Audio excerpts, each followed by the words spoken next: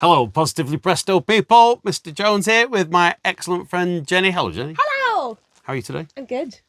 We have a special treat for us, really, I think. Are we treating ourselves here? Many years ago, it's not even that many years ago, is it? It is. There is an awesome, beautiful little film out on Amazon Prime called Out of Time. It's a really moving story. Well done to Kerry and the team for pulling it together. It's just fantastic. We had the honour of creating the soundtrack for the film. I scored it. Jenny and I worked together on the songs that went with it. And although tons of music is, of course, is used throughout the film itself, there's a piece that actually is cut from the edit. So we released it as a single, but we revisited it. In fact, we released it quite recently. Yes.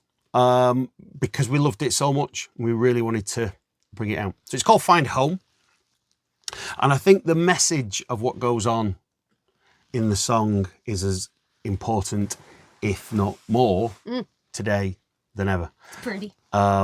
It means a lot to Jenny and I. It's basically just about finding yourself and find home. You know where Being who you are. Absolutely.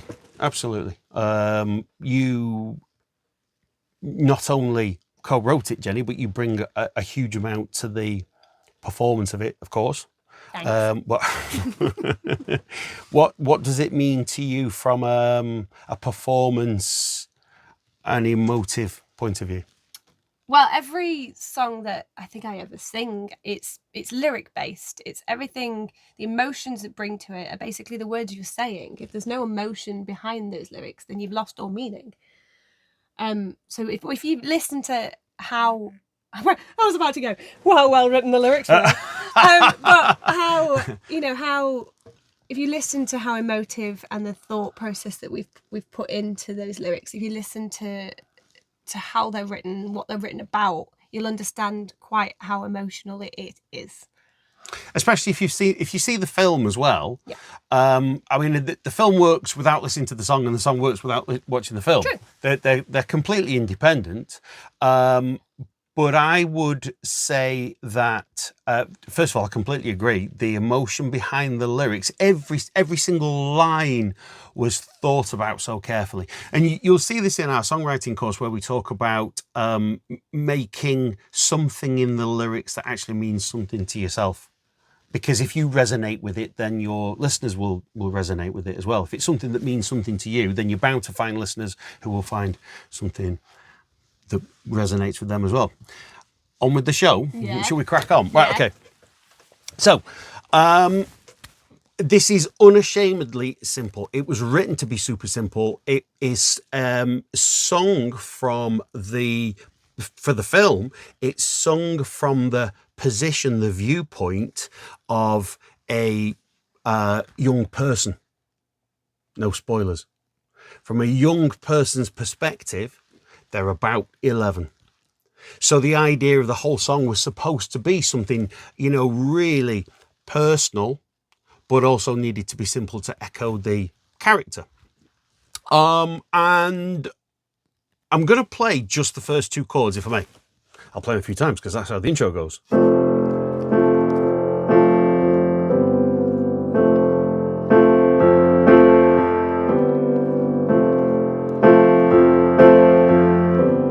going to stop there because this... Notice I've not told you what key it's in yet.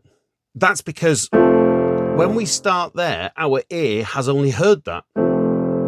It's all we have as reference. And when we move to this, in reference to the chord that we had, then one might expect if F is the first chord, our ear quite often expects it to be chord 1, meaning that is where we will come back to. And if we were in the key of F, we'd have a B flat. But I'm playing chord of F, or the piano player is playing this. It's a chord of G with the C carried on from the previous chord. Notice I didn't use the word sustained, because yes, I am physically sustaining the C there, but a G sus4 is a G without the third, and this is a chord of G with the added fourth. It's not suspended. Ignoring the theory where it says C major 7 over G, that's just where it's interpreting at the moment. We have a chord of F, and then going to this G add 4, and so far at the moment it sounds like we are playing this kind of progression. It's very Disney. In really? fact, You mean yeah. Disney doesn't influence us all. It's like I'm wearing a Disney t-shirt. Yes, you are. You're very, very proud of your t-shirt today, aren't you? Yeah, the best film ever made is Return to Oz. I know it's very deep. I know it's very dark. I just love it. I think it's wonderful. It's so quirky and yeah, a little bit messed up, but I love it. And it's Disney. Yeah. Jenny and I have known each other for about 100 years, and you've only been banging on about this film since the day we met. I love it. Yeah. Still not seen it. Okay. We'll find it. We'll find it. Know what we're doing? Yeah. Next recording day, I'm like, I've brought a DVD player. We're watching it. My awesome wife says this an awful lot about lots of Disney films. Like, I still haven't seen Cinderella. Moving on. I mean, there are so many other pieces that use this movement, because what's happening here, we have a major, if it's in the key of F, then we've got this major 2 effectively kind of sound over the top of it. For example, if I was in the key of C and I had a D over the top of it, I've got the same thing. We've got a little bit of Happy Mondays. We've got a little bit of...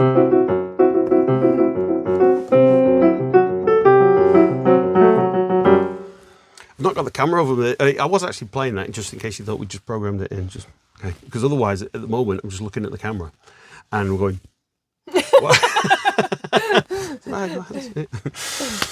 Talking head. Yeah, we were just talking about that. Yeah. Art attack. Yeah. It's me, the head. So we've gone from this chord to here, and then what happens is we go to here, and then to here, and then to here. So all of this is setting up tension right at the beginning. We have a chord of F, very happy on F, but then this most unusual. Now, he is not quite sure where it's going to settle yet. F to a G with the add 4, and then a chord of C over G, going to a chord of G, and then it resolves to here. So we've effectively just been playing chord 4, chord 5, add 4, and then ultimately 1 C, or C over G. And then we start. Should we play through the first verse? You ready? Tired of looking at my life from the outside in. Don't know how to take part or where to begin. Far too many puzzle pieces left on the floor. Broken bits of my life needed so much more. It's so hard to tell what should be front and center. Keep your eyes on the bigger picture. This kaleidoscope fits so sweetly together. Shall we pause there one moment? You sing that very nicely. Thanks.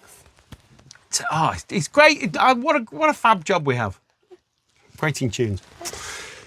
In the verse, we had A minor, chord 6, or chord 1 if it's in the relative minor. Check out Music Theory Mastery if you're not sure. Or register. There's free access. We might have mentioned this before.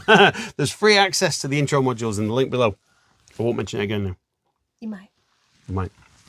Chord 6, or chord 1 if it's in the relative minor. But then we've got this chord 5 in what we call B position. Root position would be chord 5A. 5B is a chord of G in the key of C, so it's chord 5.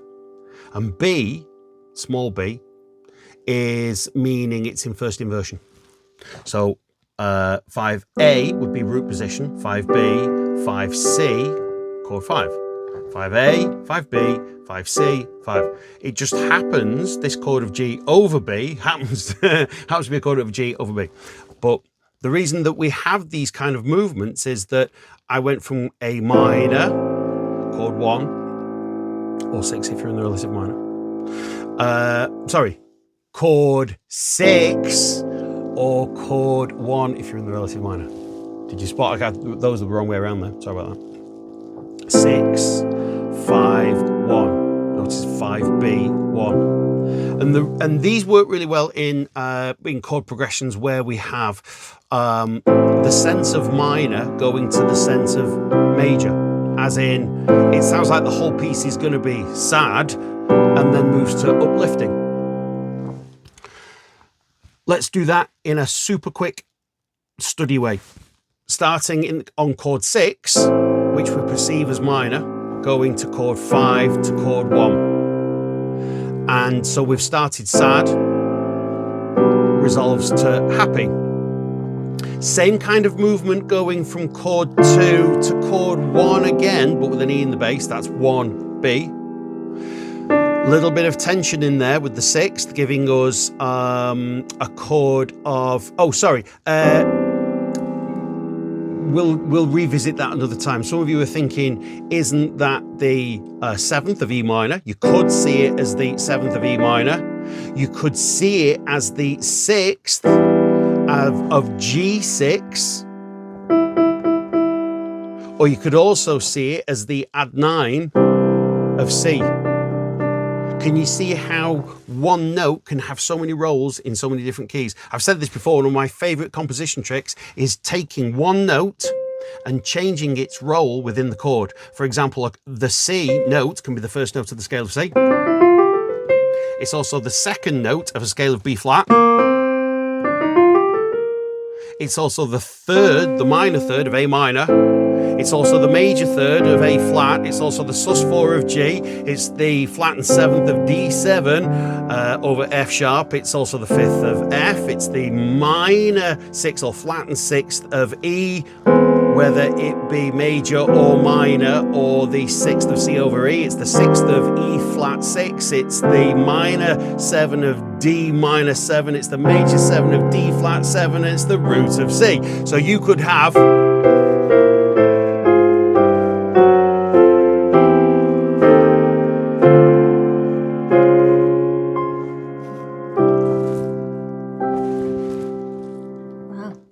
You should have done that as a rap. So that's why, notice when I said, I can't even remember now, but the point is, one note can have so many roles in so many different keys. And when Jenny sings so beautifully the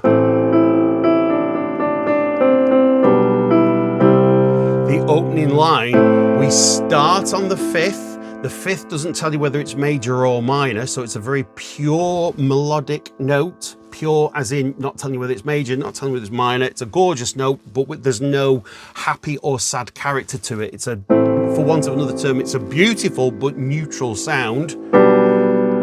Back to the same note, but now that E is the major third of the chord of C. So we've gone from a fairly neutral, unsure note going to a major third, which in turn makes it sound happy. And then from there to chord 1 in B position, first inversion, to this chord, the F, which we added a D into it, and that's where we started that whole conversation around all the weird and wonderful things. Right, moving on. Chorus.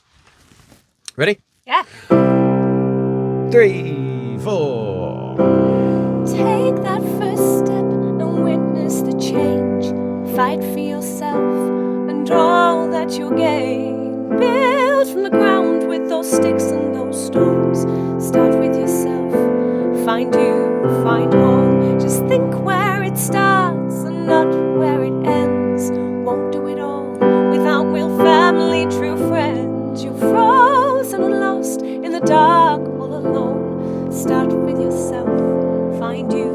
find home. Beautiful. I told you it was simple, super, super simple. And it's using actually one of the most common chord sequences. Check our TikTok channel, check obviously on all our socials, you'll see loads of examples where we've done this kind of thing before, where we've broken down songs and shown you how 1, 5, 6, 4 have been used over and over and over again. But we wanted something simple. That was the whole purpose of the song. But one of the nice things that I love about this is, first of all, because, yes, we worked on it together, but I think that a huge amount of the songwriting process, you have to give immense kudos to the singer in this regard. Thanks. and the co-writer, because as we're writing it, I might have, I don't know, 50%, 90%, 100% of the melody, how I think it might go. I might knock some ideas together and say to Jenny, have a look at this. And I'll say no. And then what the singer brings to it is a brand new light, and it shapes and moves. And bear in mind that where you choose, first of all, the key that you choose to put it in has to suit the singer. Granted, she's got a range as big as something which is quite big. I don't know, something elegant. I was going to say elephant, but that's not very complimentary, is it? Range as big as. Oh, I don't know. Moving on. Anyway. And one of the things that we do is when we start, the key is chosen such that that note, that E, sits in Jenny's register, sits in Jenny's range at a point that brings about the amount of warmth, brightness, strength. Do you want to speak on that? Obviously, if the song's in the right key, you're going to sing it better. It's where it sits with me is I'm still in my chest voice, but I'm kind of going into a mix. We should probably do something all about the voice at some point. Yeah. I'm kind of mixing it so it still sounds soft and I'm not belting, and then I kind of mix it with little flirts of head voice to create a dynamic, and the head voice also adds a prettier element, and you can shape that depending on what words you're saying. You can shape how you sing that in order to get the emotive response you want. One of the things that we cover in depth in the composition, the songwriting courses, is ensuring that the vocal sound, the actual vowel that you're singing at that point suits the note that you're singing for the singer who's singing it. So key is a big part of that. So where are you going to put the whole piece? But also when you choose those melody notes, if you're going to hit that particular note within that key, does that sound, that O, E, A, whatever the sound is that's being produced, does that suit the note? The Does it suit the lyrics? Yeah, absolutely. Yeah. And starting down here puts Jenny in the I was going to say in the middle of your range, but the middle of Jenny's range is about the size of the piano. There you go. The actual notes. There we go. That's the thing. And then when we come to the chorus, we're now up here. So that's in my head voice. It's hard to describe unless you're a singer, really. But you add different elements of breath. So you can have what's that? What note were we on? C. So you can sing that in a million different ways. That you could belt it, take on it, but it's not the right emotive sound. So it's in my head voice, but I'm adding more breath to it. So if I could sing it in more of a classical thing, it would be take, and it just doesn't sound right. So you've got to add the right amount of breath to make it take, which is breathy but light. It's all very technical, isn't it? It is, and there's obviously a lot to it. One of the key things one of the really neat things about songwriting and composing that we say in Composer Launch Pack is that you don't need to know what the end result will sound like before you start. So many composers, songwriters, or indeed people who want to get into composing and songwriting, is that they feel, well, I don't know what I'm going to write, and what will it sound like at the end. You don't need to know.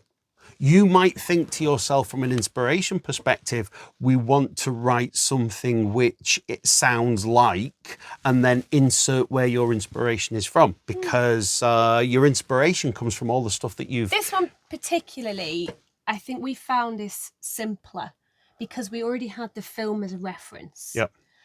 So we knew what the film was about, we knew the character, what we were portraying. So I think if you're going to go down a route, I mean, there's lots of ways of approaching it, but if you're going to go down a route of writing, maybe just think about what it's kind of about first, rather than just kind of sitting there and pulling notes together. But there's different ways. If you want to just, you know, play notes, and you'll find their way in the end. But I personally find it easier if I know an ish what I'm actually going to be writing about. Yeah, and that's true for both, from both a lyrical and music perspective. From my side, rather than just sitting down and playing something, I think it'd be nice to play something in this style, play something in that style, not necessarily with an end result in mind. No.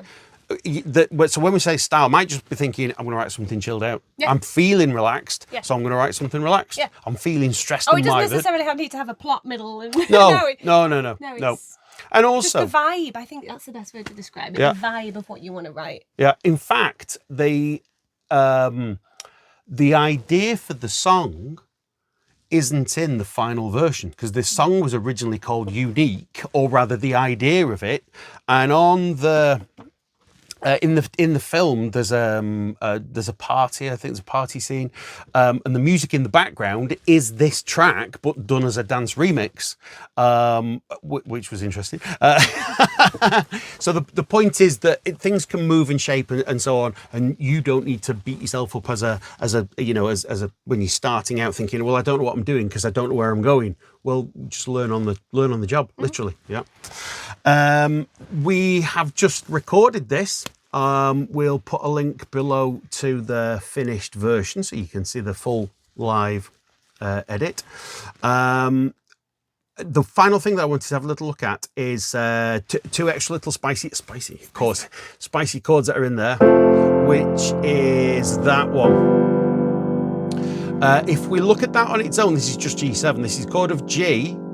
There's G with the F at the top. And if I get rid of the F and stick it at the bottom, get rid of the D, I've got this, put a G in the bass, put a G. But if I put it over an F, then I get this gorgeous crunchy sharp 11. So think about this. If you think of a scale of C, 1, 2, 3, 4, the fourth note is an F. If I carried that on 4, 5, 6, 7, 8, 9, 10, 11, the 11th note of the scale is an F in the key of C. And if I sharpen it, I'd end up with sharp 11. And you think, when on God's shiny earth am I going to use a sharp 11 chord? Well, believe it or not, it's actually quite a common chord, far more common than you think. Yeah, I've heard of sharp 11 so many times. But think about what happens in the key of C. As we know, for every major key, chords 1, 4, and 5 are major chords. And if you take chord 4 and then you extend that diatonically, so you've got root, 3rd, 5th, major 7th, 9th, diatonically, the 4th chord of any major key, as you extend it past the octave, becomes a sharp 11 chord. So sharp 11 is not actually that uncommon. It's actually in every major key. It's an extension, a diatonic extension of chord 4. If I'm in the key of C, chord 4 extended fully is that. Tasty, eh? Mm. Right, there we go, we're done. If you'd like to learn more about music theory and all that kind of stuff, check out the links below. Told you you'd mention it. Thanks for joining us. Take care. See you next time. Bye.